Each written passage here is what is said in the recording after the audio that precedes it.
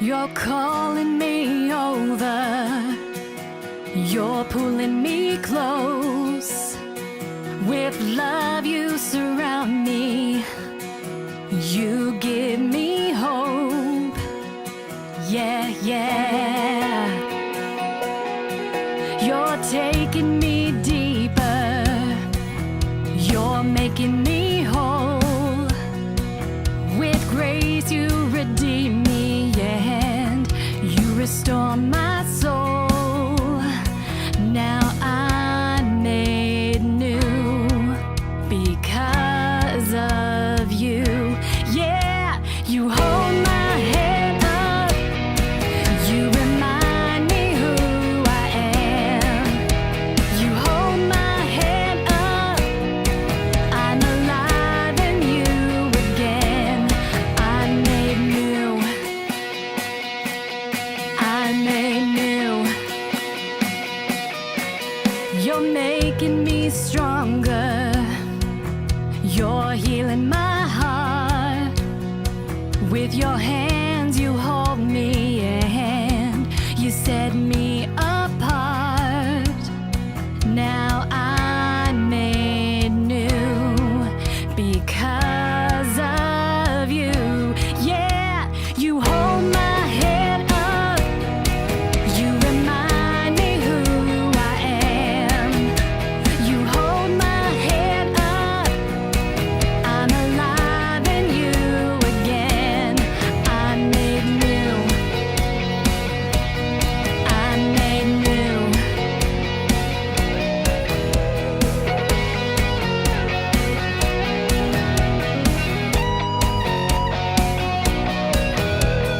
You are my salvation. I will not fear, no. You're the strength of my life. I won't fear. You are my salvation. I will not fear, no. You're the strength of my life. I won't fear, no. Hold my head up. You remind me who I am. You hold my head up. I'm alive in you again. I'm made new. I'm made new.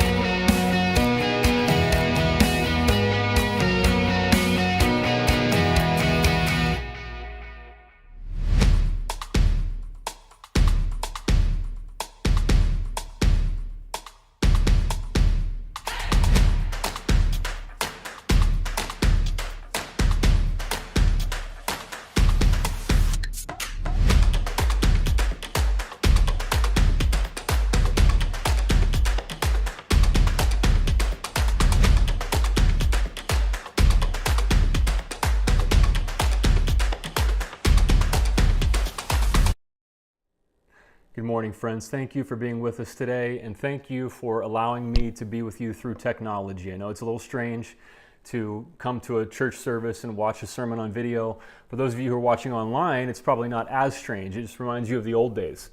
This is how we did church for a year and a half during the COVID pandemic, but it's been a while, and to be honest, I feel a little rusty right now. But today, my family and I are away on vacation. Thank you for giving us the opportunity to get away on fall break, and I thought it was important for me to give this sermon on step 2 of Growth Track this week, and so I thought I need to give the sermon, but I also needed to get away with my family, and so this is the best way to do that. So thanks for your patience with a video sermon today, and I'm excited to be back next week for week 3 of this series. So right now we just launched new Connect groups this past week. We're getting ready to launch a third one on Wednesday, October 12th, this coming Wednesday. So we have 3 new Connect groups, and so many of you have signed up for these Connect groups that we're pleasantly surprised, and at the same time we shouldn't be, because this is a great congregation and you respond so well. So we had the goal of doubling our Connect group involvement by launching these 3 Connect groups. And so many of you have signed up that we have exceeded that goal. We are more than doubling our Connect group participation this fall in these new 6-week Connect groups. So thank you so much for being responsive and for connecting with other people in community. That's part of what we're talking about today, actually. And so this is week 2 of our series Growth Track. And Growth Track is our model for what it looks like to follow Jesus at the well. This isn't the gospel. It's not written in stone. There's nothing magical about this. It just fits who we are as a congregation. And Growth Track is a way of saying if you want to grow as a follower of Jesus at the well, perhaps this is a good model for what it looks like to grow. It's based on our values that I'm going to read here in a minute. And then there's an action step that coincides with each step of Growth Track. So last week we talked about belonging in membership. So the action step is take the membership class that's going to come up in November. Today we're talking about becoming your best self, growing as a follower of Jesus, becoming the person you were created to be. And the action step is getting into a Connect group because we grow with other people. We don't want to be Lone Ranger Christians. And so we grow in community. And so the action step is get into a new Connect group and so on. Every week there's going to be an action step to coincide with that step in Growth Track. And so here are our values that our Growth Track is based on. So first, last week we talked about how the well is a place where you can be honest about both your faith and your doubts. You don't have to hide your questions. You don't have to pretend. You can actually work out your salvation, as Paul says. So you can be honest so that you can spiritually grow to become your best self, and you can partner with God to make a difference with your life. We believe that lots of people have questions and doubts about their faith, and if they're never able to work through those, then they can't get to step 2, where they can grow to become their best selves as they follow Jesus. They just get stuck at step 1 because their church won't allow them to be honest about any questions that they have. So we say you can be honest here so that you can get past the barrier of those questions and grow as a follower of Jesus to become your best self, the person you were created to be. And you can partner with God to make a difference with your life. We believe that's what it looks like to be a follower of Jesus here at the well. So today we're talking about that second value, so that you can become your best self. This is growing in your spiritual life. It's growing as a Christian. It's growing as a follower of Jesus. It's becoming the person that you were created to be. It's growing in your character to be more like Jesus. And there's so much we can say about that, of course. But as people who want to follow Jesus, we're going to look at what Jesus said is the main thing. This is how we grow. When Jesus was asked, this is what it looks like to become your best self, we're going to talk about the answer that Jesus gave today. Now, you and I are living in a time when more and more people are losing faith in religious institutions, losing faith in the church, quote unquote, losing faith in religion. You'll hear people say, I'm spiritual, but not religious. Typically what they mean by that is traditional religion doesn't really help them to be a better person. So they have to look outside of traditional religion to some other healthier form of spirituality to help them be a better person. Think about the implications of it. Think about the indictment that is against religious institutions, that so many thinking, compassionate people will say, you know what, religion isn't going to help me be a better person. Therefore, I have to practice some kind of spirituality that's outside of that in order to be a better person. And that's no surprise, is it though? We live in a time in which there are people who call themselves Christians, but they seem to espouse ideas and follow ideologies that look nothing like Jesus Christ. They claim to be followers of Jesus, with their words, but their actions don't look anything like Jesus. Their attitudes, their lives don't remind you of Jesus. They don't point you to the Jesus of the Bible. Perhaps they hold to white Christian nationalism and political authoritarianism that has nothing to do with Jesus Christ. And of course, people see that in our society and they think if that's what it means to be a Christian, no thank you. And therefore, I have to search for some kind of spirituality outside of this Christian thing that I see all around me. So in a time of disillusionment, and disappointment and hypocrisy. We want to talk about what it can look like to become your best self, the person you were created to be as a follower of Jesus Christ. And we have the opportunity every day of our lives to do that. And I saw a viral video the other day that I absolutely love, that for me illustrates seeing an opportunity and taking that opportunity when it presents itself. There's a family who lives on a golf course, and every time a golfer hits a golf ball into their yard, the husband goes out and he lays down on the grass next to the golf ball and waits for the golfer to come up as he's looking for his golf ball. And I think it's his wife who's videoing all of this, and she's laughing hysterically. I absolutely love this video. Let's watch. Wait for him to pull out first, and then run out. Oh, there he is.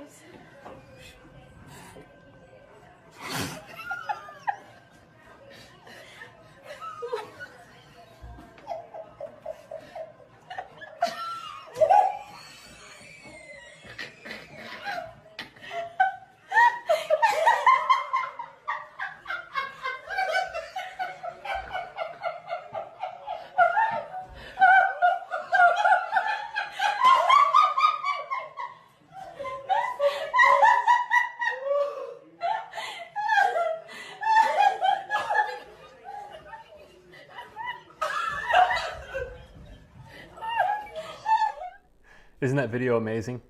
I absolutely love that. And then if that's his wife laughing, you can tell she's thinking, that's the reason I married this guy. That right there. Now, when I saw that video, I thought of this message because that guy saw an opportunity, didn't he? And here is the first key for those of us who want to follow Jesus and become our best selves, the people we were created to be. Everything that happens to us in our lives is an opportunity to grow. Everything that happens to you, no matter what it is an opportunity to grow. Now, we need to say that doesn't mean that God causes everything that happens in your life. There are some churches who have this belief, this view of God, that God causes suffering in your life in order to teach you a lesson. That God is like, I'll show you, and God causes some horrible thing just to teach you a lesson. That's not a view of God that we have at the Well, and that's not a view of God that can be found in the New Testament. As a matter of fact, Jesus' disciples asked him a question about this. It's called the law of divine retribution. Essentially, God just gets people back for things. And there was a tower that fell on a crowd of people in the time of Jesus, and that was a famous event that everybody heard about. And the disciples asked Jesus, did God cause that tower to fall to punish those people for their sins? And Jesus clearly answered them and said, those people were not worse sinners than anybody else. No, God did not cause that tower to fall on them to punish them for something. Jesus just put the kibosh on the law of divine retribution. No, that's not why the tower fell. He didn't say why. Apparently, it fell because of what we would call natural causes, faulty design, faulty workmanship. But Jesus just completely shot down this idea that God causes horrible, painful things in your life to teach you a lesson. That's not who God is. That sounds more like an abusive father. And if the pastor who's giving a sermon had an abusive father and has never healed from that, well, then you can see why that might be that pastor's view of God. But that view of God doesn't come from Jesus. So we don't believe that God causes terrible things to happen in our lives. We also know this: terrible things happen in our lives. Painful things happen. And it may not be something that is that painful that cuts you to the core. We also just experience annoyances and inconveniences, things that we wish were different, circumstances we wish we could change, but they don't seem to change. And so the takeaway is, if you want to follow Jesus and grow to become your best self and grow spiritually, grow as a person, everything that happens to us in our life is an opportunity to grow. God didn't cause it, but all of it is an opportunity to grow. And so the question for us to ask, in whatever circumstance you find yourself, is how could God help me to grow and become my best self even in this circumstance. Now think about how that question, how that view of your life and that view of your circumstances could revolutionize your attitude. And I'm the same way. All the things that are easy for us to complain about, and we can get negative about things that we wish we could change and complain. And think about how much of a different view it is to ask the question, wait a second, how could God use even this to help me to grow, to become my best self? As a follower of Jesus, where is the opportunity, even in this circumstance, for me to grow? How could that change your view of life? And that is a spiritual view of life that leads to major spiritual growth. So everything that happens to you in your life is an opportunity to grow. And then what does that look like? What does it look like to grow in your spiritual life? So if you asked 100 people on the street, what does it mean to be a Christian? You're going to get a lot of different answers. There are some people now who would say, well, apparently it means you support people who attacked the Capitol on January 6th. There's so many people who call themselves Christians who support that. You're going to get other people who would say, well, being a Christian is apparently about looking down your nose at other people and being the moral police of society and looking down in judgment on them. You're going to get people who say, well, apparently being a Christian is being anti-gay, because there are a lot of people who call themselves Christians who are. Maybe being a Christian means that you're anti-science. You believe the world is 6,000 years old and that high school students need to argue with their biology teacher over evolution, because a lot of self-professing Christians seem to think that. You might have people answer, well, a Christian means that you're not intellectually curious and you just accept whatever some pastor tells you, and you're not interested in evidence or thinking critically about facts and reality, because there are so many Christians who seem to look at life that way. Now, Jesus never heard the word Christian in his lifetime on earth. That was a name that was used after his death and resurrection to refer to followers of Jesus. But during Jesus' earthly ministry, somebody did ask him, what does it mean to be a righteous person? What does God want from us? What does it mean to be a good person? They asked this in the form of a common question in that day in Jesus' culture. What is the greatest commandment? And Jesus gave a clear answer to this question as well. It's found in Matthew chapter 22. Let's read it. Someone came to Jesus and they said, "Teacher, which is the greatest commandment in the law?" Jesus replied, "Love the Lord your God with all your heart and with all your soul and with all your mind. This is the first and greatest commandment, and the second is like it. Love your neighbor as yourself. All the law and the prophets hang on these two commandments." Now, that's a massive statement. Here's what that means. Jesus says, if you love God with all you are, your heart, your soul, your mind, some other versions of this add strength, and you love your neighbor as yourself, you are fulfilling every commandment in the Bible. From cover to cover, you are living a righteous life. You are a good person. Jesus never heard the word Christian in his earthly life, but he would say, yeah, if you're going to be my follower or be a Christian, this is what that looks like. You love God with all your heart, soul, mind, and strength, and you love your neighbor as yourself. And if you ask Jesus, what does that look like in my life? What does it look like to love God? What does it look like to love my neighbor? Jesus would give you a 2-word answer. Follow me. Jesus would tell you to follow him. He would say, follow me as I love God with all my heart, soul, mind, and strength, and I love my neighbor as myself. I'm showing you what it looks like to live a good life, to spiritually grow, to become your best self, to become the person that God created you to be. And actually, Jesus says to his disciples, follow me 22 times in the Gospels. The Gospels are short books. And for something to be repeated 22 times, it's a big deal. 22 times, Jesus tells his disciples, follow me. One of the most famous examples comes from Matthew 16. Most of us have heard this before. Then Jesus said to his disciples, whoever wants to be my disciple must deny themselves and take up their cross and follow me. Now, of course, Jesus was crucified. And so taking up your cross means to do what is right, even when it costs you. It's doing the right thing, doing whatever God calls you to do, even if it causes you discomfort or pain. Your number one value in life, in other words, is not whatever brings you pleasure. It's not being a hedonist, avoiding pain and experiencing pleasure no matter what. That's not the value that's going to help you to grow to become your best self. Jesus says, ironically, it's when you are less self-absorbed that you become your best self. It's when you act not selfishly but selflessly that you become your best self. You become more and more the person God created you to be. The less selfish you are, the less self-absorbed you are, and you take up your cross and you do the right thing, even if it costs you something, even if it's inconvenient for you. And when you're willing to approach life in that way, how could God help me to spiritually grow even in this circumstance?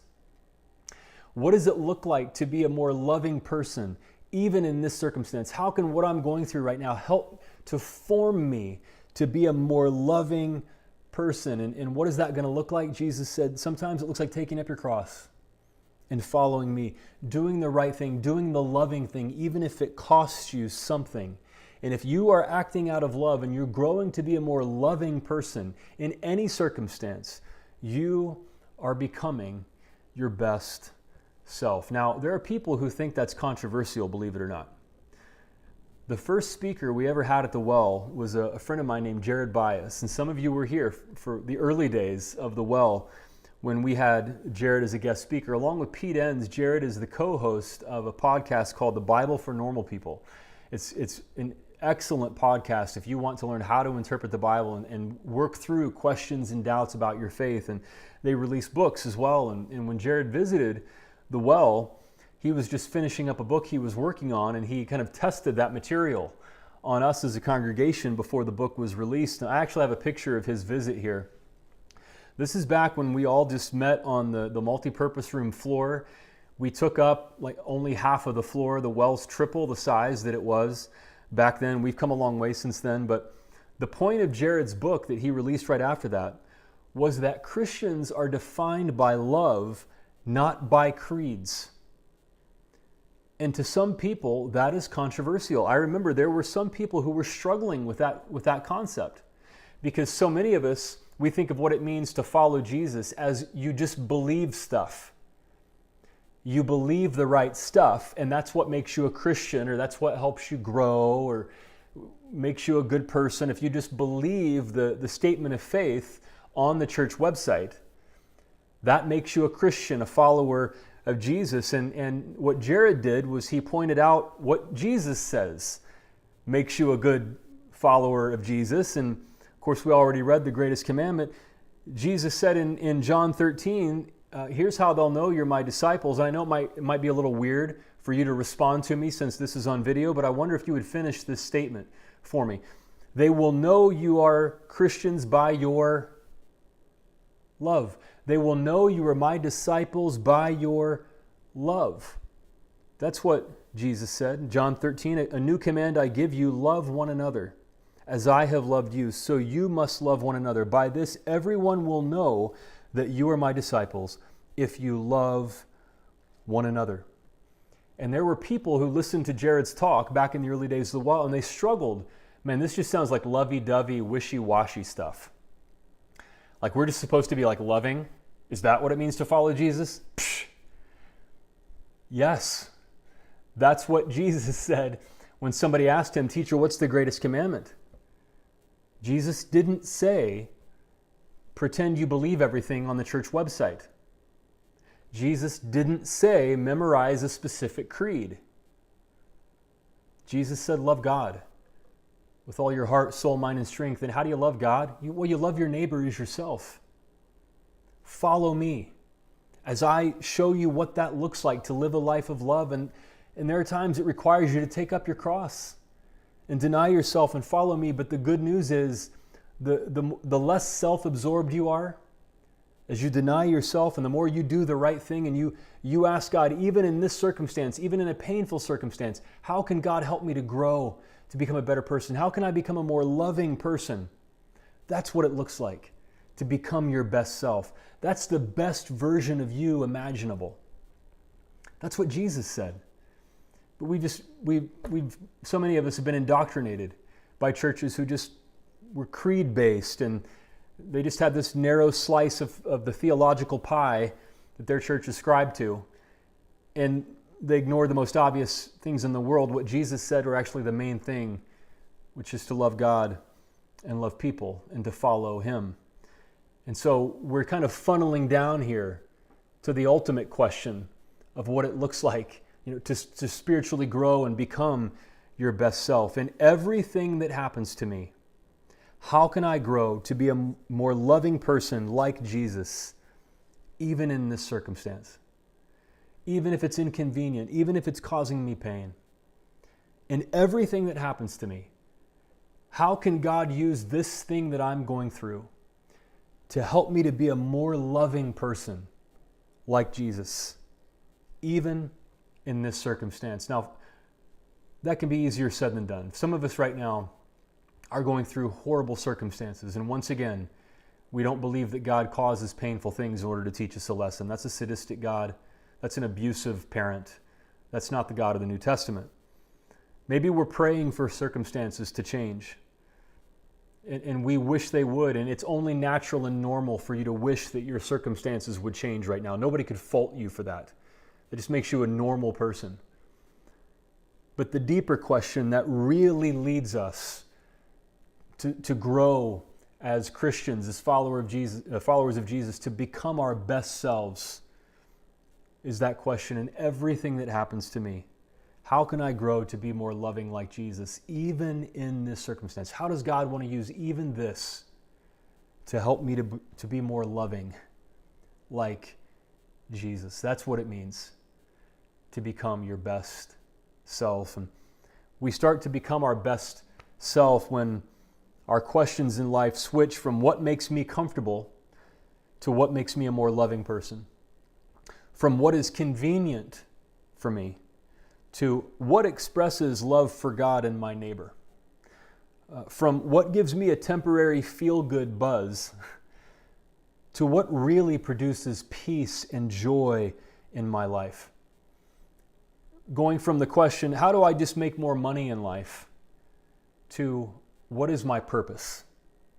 How can I make a difference? Going from the question, how can I minimize pain and maximize pleasure, just live a hedonistic life, to the question, how can I be a good person?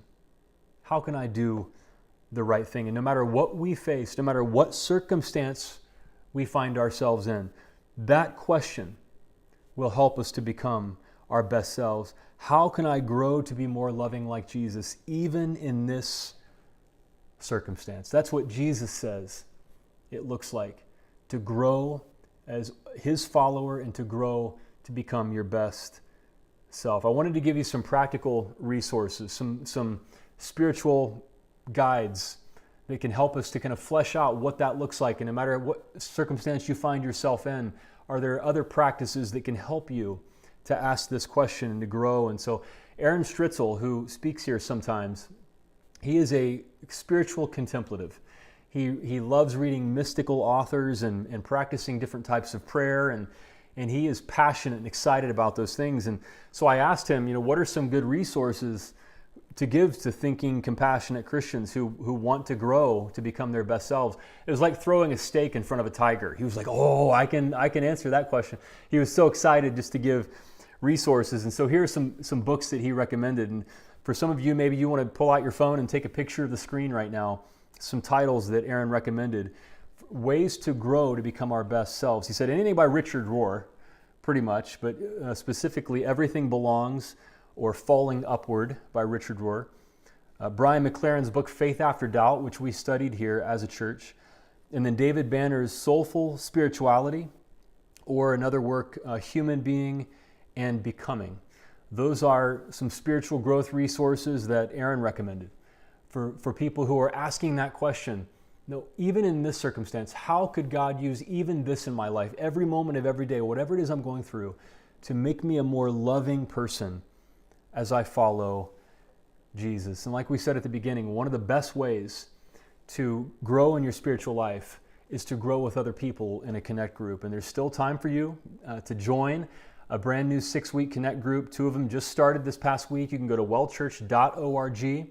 You can join one of those, or there's another group that's starting on this coming Wednesday, October 12th. And you just go to wellchurch.org. Every group has a Facebook group link underneath it. You can just click on that link. That's how you RSVP to the group. They'll let you into that Facebook group and communicate with you. If you're not on Facebook, there's an email address there where you can email, and the leader will get in touch with you. I want to close with this story, and I want to share something out of my own life. A time in my life when I definitely faced circumstances that I wish I could change. And at the same time, it was the time in my life when I grew as a follower of Jesus, when I grew spiritually more than any other time in such a short time span. It was back in 2001. And in 2001, I finished up college. I should have finished college in 1999, but I crammed 4 years of college into 6 years and finished in 2001. And in March of 2001, I had a broken engagement. So my fiance and I dated for 2.5 years. We felt like we were married at the time, but went through a broken engagement at the same time that I was finishing up college, and which is already obviously a major transition time in life. And so that experience kind of set me into, made my head spin. And then that spring, just a little bit later on, I had an amazing experience where I had applied for this internship to work for, as silly as this sounds, kind of a celebrity pastor in the denomination I was a part of at the time, who lived in Kansas City. And I got this internship, which was a huge, just amazing experience to get this internship, and connected with that was a full ride to seminary to get my master's degree. So in June, I moved to Kansas City and started in this internship. And so I went from a really low point in life to a really high point in life, and then moved to Kansas City and started. And I realized pretty quickly that the internship was a lot different than I thought it was going to be. And the experience was a lot different than I thought it was going to be. And it wasn't going to work. And that dawned on me throughout the summer. And I actually resigned from that internship on the morning of 9/11, as the attacks were happening. I drove to the church for our Tuesday staff meeting. I heard on the radio what was happening, and then another pastor came into the staff meeting and gave us the update that the second tower had been hit by an airplane, and then it was my turn to speak. And I resigned from that internship. A few days before that, I had moved in with a family who housed seminary students who were in that internship and who had a full ride to seminary. And so now that I resigned from this internship, I lost my full ride. And that family said, well, this is for students who are in that internship, and so you're going to have to move out. So I went from this amazing high experience to resigning on 9/11 while our country was being attacked, and then essentially being kicked out of where I lived. And I crashed with some friends and slept on their futon, and got a job serving in a restaurant, and went through the fall and winter in Kansas City just completely dejected. What I thought was going to be a great opportunity was gone. I had a broken engagement less than a year earlier. 9/11 happened, and I wasn't in ministry at all, no full ride scholarship anymore, and I was just sinking deeper and deeper into what would be called a dark night of the soul. I wrecked my car in an ice storm in Kansas City, and in that winter, I decided I'm just going to move back to Ohio, where I went to college and where I grew up for most of my life. And so I moved back to Ohio in January of 2002, and my friends that I crashed with then didn't even have a futon, so I slept on the floor. I put pillows on the floor and found a job at a hotel, working third shift. It's called the night audit in a hotel, and just had no direction in life. I was a mess. I hadn't prayed in probably months. I hadn't read anything in the Bible in months. I felt like maybe God has forsaken me. All the pain that I've gone through, the disappointment that I've gone through, my life is nothing like I thought it would be a year ago. and I was angry. I was angry at God, I was angry at life, and I was just sinking deeper and deeper. And then my job was staying up all night at a hotel where there were no guests, and so it was quiet all night. I got the work done quickly, and I just kind of sat there, just alone with my thoughts and my pain. And life went on that way for a couple of months. And then one night, I finished my work, and it was probably 3 a.m. And I sat down in a chair, behind the hotel desk, and then there was a drawer in front of me. And I opened up that drawer. Now, what do you often find in the drawers of hotel rooms? Now, I know there are probably lots of answers to that question, but one of the things you find is a Gideon Bible. There was a Gideon Bible in the drawer there in front of me. And I hadn't read the Bible in months. I picked up the Bible and I just opened it to Genesis chapter 1 in the beginning. And I had nothing else to do, even though I was angry and hurting. And I started reading. And maybe you've had this experience. To some of you, this might sound too mystical. Maybe some of you have experienced this. There are times when you were at a point in life and you read something in the Bible, and it was like that thing jumped out at you for the first time. And you saw it in a whole new way, things that you had missed before. And that happened to me on this night. And as I read, I read about Adam and Eve sinning and falling short. But what did God do? God had compassion on them and made them clothing so they wouldn't be naked and ashamed. And God called Noah. And when Cain killed his brother Abel, God was even merciful to Cain.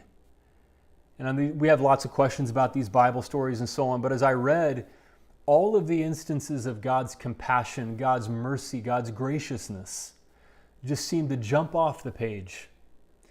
And I got into the story of Abraham.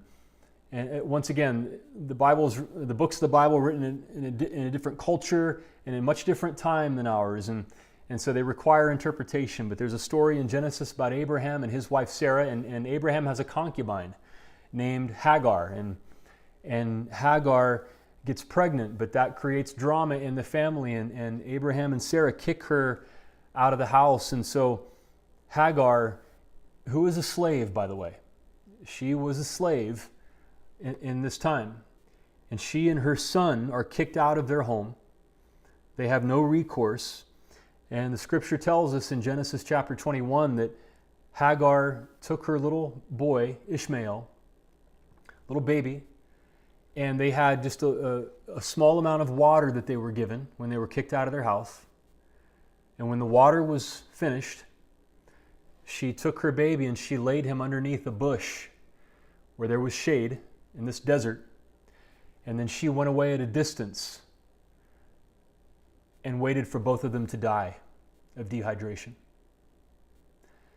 You think about this horrible picture, this horrible circumstance that this poor woman and her baby are in, the horrendous pain that she is experiencing. And I sat alone at 3 a.m. behind a hotel desk and I read Genesis chapter 21, verse 17. God heard the boy crying. And the angel of God called to Hagar from heaven and said to her, "What is this matter, Hagar? Do not be afraid. God has heard the boy crying as he lies there. Lift the boy up and take him by the hand, for I will make him into a great nation." And as I read all those stories of God's compassion, and it was like this verse leapt off the page and confronted me face to face. And at 3 a.m. in a hotel lobby, I sobbed like a baby. And I released that anger and that disappointment, that frustration, anger at God, anger at life in general. I just sobbed when I read about instances of God's compassion. And for me, the spiritual experience I had was God saying to me, "Ryan, I'm a compassionate God. you're not left alone to die.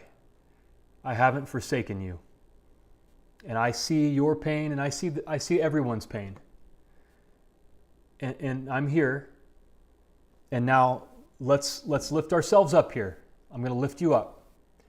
And we're going to get on with life. We're going to get back on track. And things are going to turn out okay for you. Even right now, I mean, I'm kind of reliving that moment. And a few months later, I got a ministry job. I moved to another city, started working in a church, and got my life back on track to be the person God's created me to be, to do the things God has called me to do. But it was in that year, from 2001 to early 2002, that was one of the most painful times of my life, but it's the time in my life that I grew the most as a follower of Jesus, that I took the most steps toward becoming my best self. Why? I learned what it felt like to hurt and to have compassion for other people as a pastor. I learned what it's like to go through a dark night of the soul and feel alone and forsaken by God. I learned really for the first time what it's like to have so many questions and doubts that you can't pray, you can't read the Bible, you don't even want to hear it. You don't want to go to church. You don't go through any of those things. You don't want to face any of those things. And I learned what that's like. And I came out on the other side of that, a more empathetic, compassionate, understanding person who had my own depth of experience now. God led me. I don't believe God caused those things, but God led me through those things and out of those things and helped me more than any other time in my life in such a short amount of time to become more of the person God's created me to be, to become my best self. Here's that question again. In everything that happens to me, how can I grow to be more loving like Jesus, even in this circumstance? That's how we spiritually grow as a follower of Jesus. That's how we become the people that we were created to be. That's how you become your best self. So there's so much we could say about what it means to grow as a follower of Jesus. And we'll have so much more to say in classes and sermons in the future, and connect groups. You're going to be able to explore that, maybe in the books that Aaron recommended.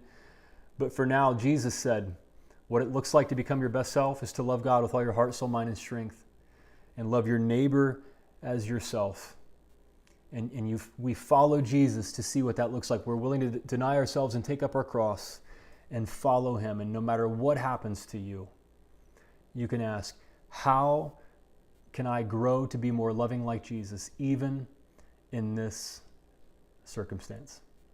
Let's pray. Oh God, we thank you for what we know deep down is the truth. There are so many self-help books who kind of promise us, power and an easier life and so many things that are tempting to believe at first, but they just don't pass the smell test. And we thank you, God, for guidance here that is true to life and that gives us hope in whatever circumstance we find ourselves in, that no matter what happens to us, it's an opportunity to grow. Every circumstance that we face in life, even the painful ones, we don't believe you caused it, but they are opportunities for us to grow. And then grow toward what? Well, Jesus gave us clear answers for what it means to grow, to become our best selves. It's to love you and to love other people as we love ourselves. And Jesus says, follow me as I show you what it looks like to do that. It looks like denying yourself and taking up your cross and doing the right thing, loving people even if it costs you something, standing up and speaking out for what's right, even if it's inconvenient. Even if something causes you pain, you can still do the right thing, the loving thing, knowing that you're following me, Jesus says. That's what it looks like to grow and to become the people that we were created to be. God, we thank you for last week and the belonging that we can feel when we're willing to be honest about our questions and doubts and understand that we don't have to feel shame with you, but you accept us as we are and you love us as we are. And then God, you don't leave us there, but you show us how to become our best selves as we follow Jesus. We thank you and we pray these things in Jesus' name.